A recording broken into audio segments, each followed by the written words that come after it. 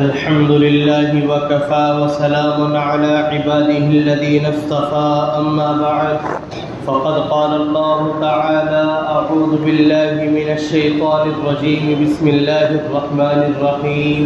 وعهدنا إلى إبراهيم وإسماعيل أن طهرا بيتي للطائفين والعاكفين والركع السجود صدق اللہ العظیم۔ عزیزان محترم اور میرے پیارے نوجوانوں، رمضان المبارک کا دوسرا عشرہ اختتام کے قریب ہے۔ محسوس یہ ہو رہا ہے کہ ابھی چند روز قبل ہم رمضان المبارک کی تیاریوں کے اندر مصروف تھے اور رمضان المبارک کی آمد کے انتظار میں تھے، لیکن رمضان المبارک کا مہینہ آیا اور اس کا پہلا عشرہ گزر گیا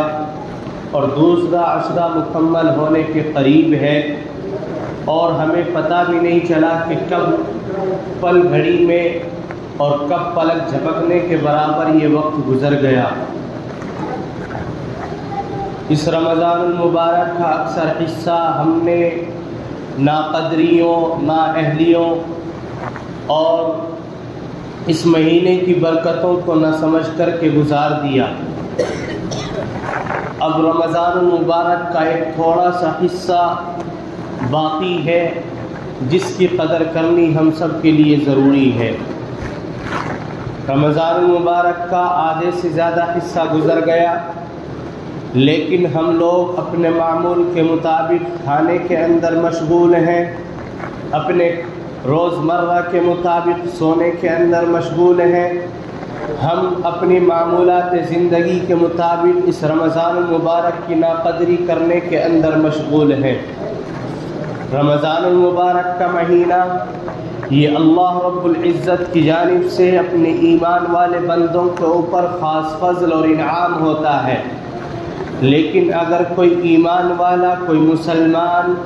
اس مہینے کو پائے اور اس کی برکتوں سے حاصل نہ کر پائے تو اس سے بڑا بدبخت اور بدنصیب کوئی نہیں ہو سکتا۔ لیکن اللہ تبارک و تعالی انسان کو اتنا چاہتے ہیں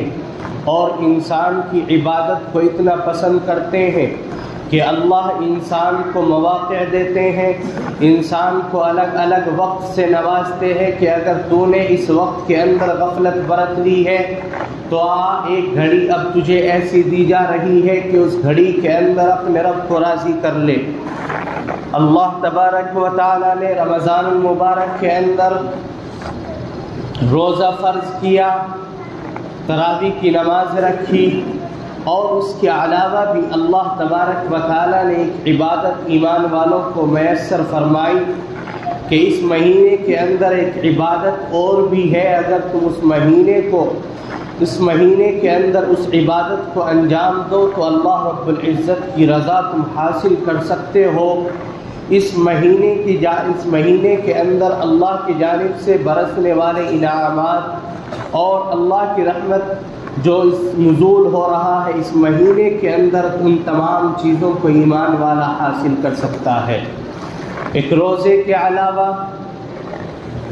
ایک تراویح کے علاوہ ایک عبادت جو ہمارے سامنے ہے وہ ہے اعتکاف۔ اعتکاف کی حقیقت کیا ہے اور اعتکاف کیوں کیا جاتا ہے اس کو سمجھنے کی ضرورت ہے۔ آپ علیہ الصلاۃ والسلام ہم سب کے آقا تاجدار مدینہ حضور اکرم صلی اللہ علیہ وسلم غار حرا کے اندر تشریف لے جاتے ہیں اور آپ کے پاس میں بہت کم توشہ ہوتا ہے، کھانے پینے کی چیزیں زیادہ آپ کے پاس میں وہ نہیں ہوتی۔ آپ علیہ الصلاۃ والسلام کئی راتیں اور کئی دن مسلسل غار حرا کے اندر گزار دیتے ہیں۔ اللہ رب العزت نے اللہ کے نبی کی اس کیفیت کو رکھنے کے لیے رمضان المبارک کے مہینے کے اندر روزوں کو فرض کر دیا کہ وہ نبی کی صورت، وہ نبی کی کیفیت ایمان والوں کے اندر زندہ رہے۔ اس وقت نبی کے پاس میں توشہ نہیں تھا، اس وقت نبی کے پاس میں ذرائع نہیں تھے۔ اللہ نے ایمان والوں کے اوپر روزوں کو فرض کیا کہ تمہیں کھانا پینا ہونے کے باوجود تمہارے پاس تمام چیزیں ہونے کے باوجود تمہیں اپنے نبی کی اس سنت کو، تم نے اپنے نبی کی اس کیفیت اور حیت کو اپنانا ہے، اس لیے اللہ تبارک و تعالی نے دن بھر کا روزہ رمضان المبارک کے اندر فرض کر دیا۔ اس کے بعد آپ علیہ الصلاۃ والسلام تنہا اس غار حرا کی وادی کے اندر، اس غار حرا کے اندھیرے کے اندر راتوں کو عبادت کرتے ہیں، اور اسی وقت میں قرآن کریم کا نزول ہو جاتا ہے۔ قرآن کریم کی سب سے پہلی وحی پر نازل ہوتی ہے۔ فرشتہ حضرت جبرائیل علیہ السلام آتے ہیں اور کہتے ہیں کہ اقرأ بسم ربک الذی خلق۔ اس غار حرا کے اندر پہلی وحی نازل ہو رہی ہے، اس کیفیت کو پانے کے لیے کہ تمام ایمان والے روزہ تو رکھ لیتے ہیں، لیکن اس تنہائی کو پانے کے لیے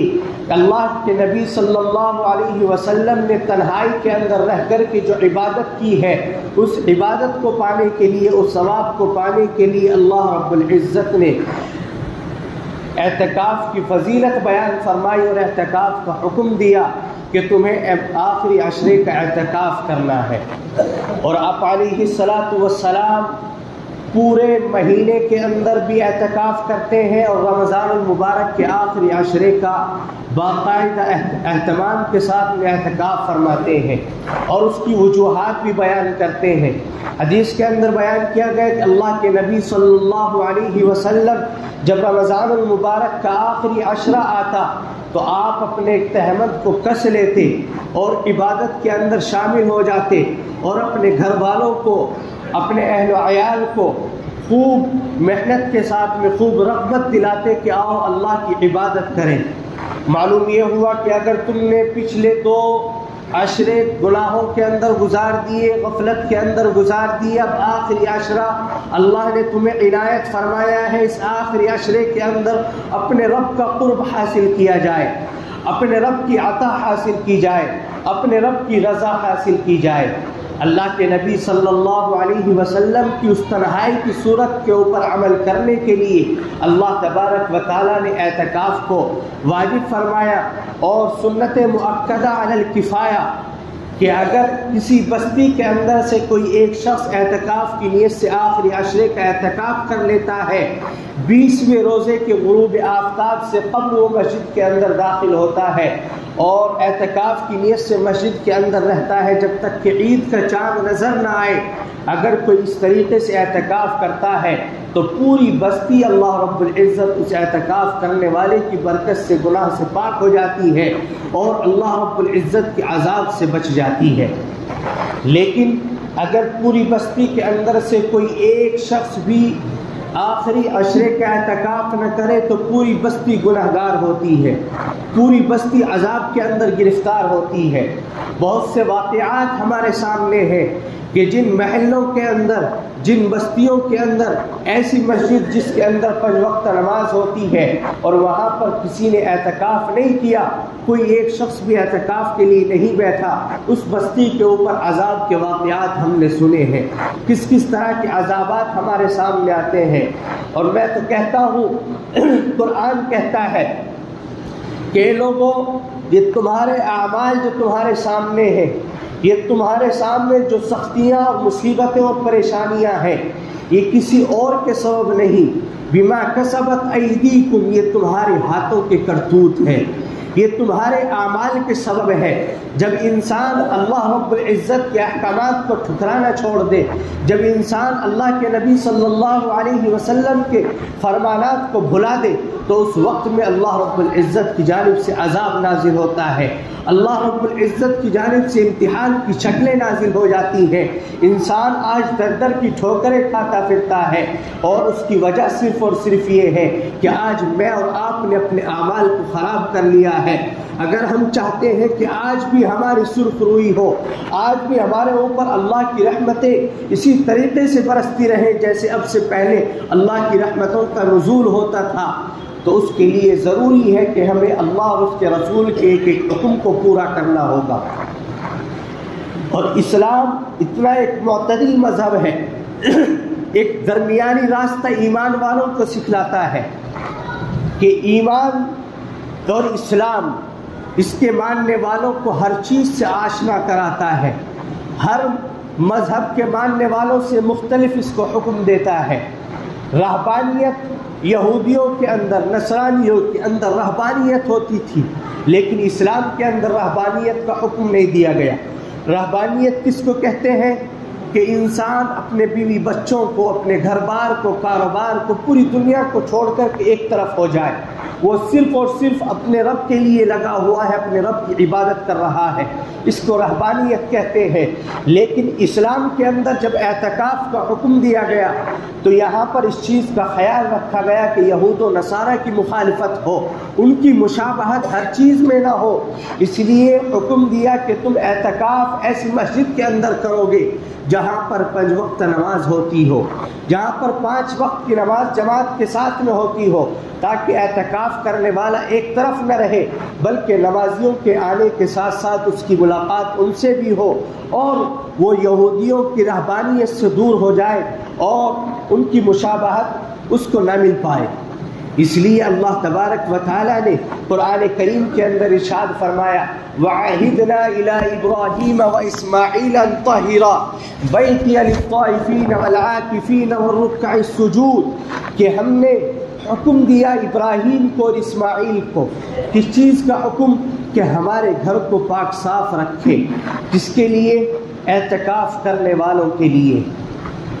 رکوع کرنے والوں کے لیے، سجدہ کرنے والوں کے لیے، طواف کرنے والوں کے لیے قرآن کریم کے اندر اعتکاف کی فضیلت بیان کی جا رہی ہے۔ حدیث کے اندر اللہ کے نبی صلی اللہ علیہ وسلم نے مختلف جگہوں پر حدیث کے اندر اس اعتکاف کی فضیلت کو بیان فرمایا، اور خود اللہ کے نبی صلی اللہ علیہ وسلم جب مدینہ المنورہ تشریف لے گئے ہیں تو کوئی بھی سال سوائے 1 سال کے ایسا نہیں گزرا کہ آپ نے رمضان کے آخری عشرے کا اعتکاف نہ کیا ہو، اور جس سال آپ کے آخری عشرے کا اعتکاف چھوٹا ہے تو آپ علیہ الصلاۃ والسلام نے اگلے سال پورے 20 دن کا اعتکاف کیا ہے۔ اور مختصراً میں آپ کو بتلاؤں کہ اس اعتکاف کرنے کا مقصد کیا ہے اور اس اعتکاف کا طریقہ کیا ہے، نیت کس طریقے سے کی جاتی ہے۔ اعتکاف کا مقصد اللہ کی رضا، اللہ کی اطاعت، اللہ کی فرمانبرداری، اور خاص طور سے اعتکاف کا مقصد یہ ہے کہ اس مہینے کے اندر اللہ نے ایک رات رکھی ہے، جس رات کی فضیلت انشاءاللہ آگے تمہارے سامنے آئے گی، جس کو لیلۃ القدر کہا جاتا ہے۔ قرآن بیان کرتا ہے لیلۃ القدر خیر من 1000 شہر، کہ یہ رات ایسی ہے 1000 مہینوں سے بہتر ہے۔ ایک رات کے اندر کسی نے عبادت کی تو گویا 1000 مہینوں سے زیادہ اس نے عبادت کی، اس کا ثواب اس کو مل جاتا ہے۔ اس رات کو حاصل کرنے کے لیے اس آخری عشرے کا اعتکاف مسنون کیا گیا کہ اس آخری عشرے کا اعتکاف کیا جائے اور اس رات کو تلاش کیا جائے۔ اللہ کے نبی صلی اللہ علیہ وسلم نے ایک مرتبہ پہلے عشرے کا اعتکاف کیا، اس رات کو تلاش کیا تو رات کو نہیں پایا، آپ نے صحابہ کو حکم دیا کہ جس رات کی ہم تلاش میں تھے وہ ابھی نہیں آئی، لہذا پھر دوسرے عشرے کا اعتکاف کیا۔ صحابہ نے بھی دوسرے عشرے کا اعتکاف کیا، اس کے اندر بھی اس رات کو نہیں پایا۔ تیسرے عشرے کا پھر اعتکاف کیا، تمام صحابہ نے اعتکاف کیا، اس رات کے اندر، اس عشرے کے اندر اس رات کو پایا، اور اس رات کی تعیین بھی بتلا دی گئی، لیکن اس امت کے اختلافات کی بنا پر، اس امت کے جھگڑوں کی بنا پر اور اللہ رب العزت کی جانب سے بہت سی مصلحتوں کی بنا پر اس رات کے تعین کو بھی اٹھا لیا گیا اور بتلایا گیا کہ اس آخری عشرے کے اندر اس طاق رات کو ڈھونڈو، اس طاق رات کو تلاش کرو، اور جو انسان آخری عشرے کا اعتکاف کرتا ہے وہ ہر وقت عبادت میں رہتا ہے، خواہ وہ مسجد کے اندر خاموشی کیوں نہ بیٹھا ہو، یا تسبیح پڑھ رہا ہو، یا قرآن کریم کی تلاوت کر رہا ہو، ہر وقت وہ عبادت کے اندر ہے تو اس رات کی فضیلت کو ضرور پا لیتا ہے۔ تو اس اعتکاف کا ایک سب سے بڑا مقصد یہ ہے کہ لیلۃ القدر کی فضیلت کو حاصل کر لیا جائے۔ اور اعتکاف کیا ہوتا ہے؟ ایک اعتکاف ہوتا ہے واجب اعتکاف، ایک اعتکاف ہوتا ہے سنت مؤکدہ علی الکفایہ، ایک اعتکاف ہوتا ہے نفلی اعتکاف۔ واجب اعتकाफ किसको कहते हैं? कोई इंसान नज़र माने, मन्नत माने कि अगर मेरा फला काम मुकम्मल हो गया तो मैं 1 दिन का 2 दिन का एहतिकाफ करूँगा, इसको कहते हैं वाजिब एहतिकाफ। अब इसका करना उसके ऊपर लाजिम और ज़रूरी है, अगर वो एहतिकाफ नहीं करता तो गुनहगार होगा। और वाजिब एहतिकाफ के लिए, मन्नत के एहतिकाफ को पूरा करने के लिए रोज़ा रखना भी ज़रूरी है। दूसरे नंबर पर सुन्नत मुअक्कदा अलल किफ़ाया, कि पूरी बस्ती, पूरे महल्ले के अंदर से अगर कोई एक शख्स एहतिकाफ के अंदर बैठ जाता है 20वें रोज़े के गुरूब आफताब से पहले और ईद का चाँद नज़र आने तक, तो पूरी बस्ती गुनाह से पाक हो जाती है और पूरी बस्ती उस फ़र्ज से पाक हो जाती है। ये फ़र्ज अलल किफ़ाया है, अगर एक शख्स बैठ गया तो कोई भी गुनहगार नहीं होगा। तीसरा एहतिकाफ नफली एहतिकाफ है। नफली एहतिकाफ के अंदर किसी वक्त की तायीन नहीं, आप 2 दिन के लिए बैठ सकते हैं, 5 दिन के लिए बैठ सकते हैं, और ताक अशरों का एहतिकाफ भी आप कर सकते हैं। मस्जिद के अंदर नमाज के लिए आए, आप एहतिकाफ की नीयत से मस्जिद के अंदर दाखिल हो सकते हैं। नियत करने के लिए किसी ख़ास चीज़ की ज़रूरत नहीं, बल्कि आप जब मस्जिद के अंदर दाखिल हो तो अपने दिल के अंदर ये ख्याल पैदा करें कि मैं, अगर वाजिब एहतिकाफ है तो वाजिब एहतिकाफ की नियत करें, सुन्नत मुअक्कदा अलल किफ़ाया है तो उसकी नियत करें, और अगर नफली है तो नफली एहतिकाफ की नियत करें कि मैं 2 घंटे के लिए या फुला वक्त तक के लिए मस्जिद के अंदर एहतिकाफ की नियत से दाखिल होता हूँ, तो जब तक मस्जिद के अंदर रहेगा एहतिकाफ का सवाब उसको मिलता रहेगा। तो इंशाअल्लाह आगे और इसकी फजीलत और लैलतुल क़द्र के ताल्लुक़ से कुछ बातें आपके सामने आएगी। अभी हर एक इंसान कोशिश करे कि इंशाअल्लाह हमें आप सल्लल्लाहु अलैहि वसल्लम की हर कैफियत और सूरत को अपनाना है। जिस तरीके से हम रोज़ा रखते हैं, रात को तरावी की नमाज़ पढ़ते हैं, जहाँ तक हो सकेगा हम भी आखिरी अशरे का एहतिकाफ करेंगे।